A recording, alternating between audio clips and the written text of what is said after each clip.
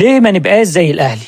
أول ما الجماهير بدأت تهاجم محمد السيد في المدرجات وبدأوا الشتيمة، واحد في المقصورة سأل سؤال وقال ليه ما نعملش زي الأهلي؟ ما عمل مع رامي ربيعة ويلعب لحد آخر ماتش، ليه نشتم اللعيب؟ فأنا عامل الفيديو ده مخصوص علشان خاطر أرد عليه.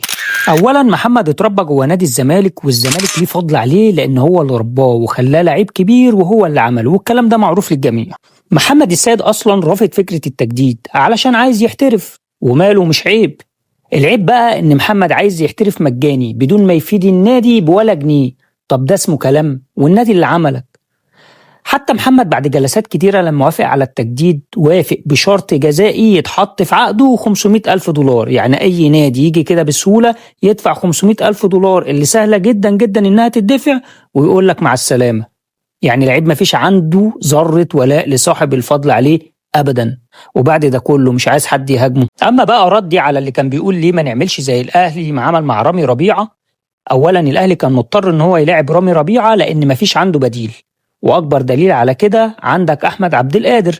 شوف قعد قد إيه بره القايمة علشان كان رافض فكرة التجديد، واسمه أكبر من اسم محمد السيد بكتير.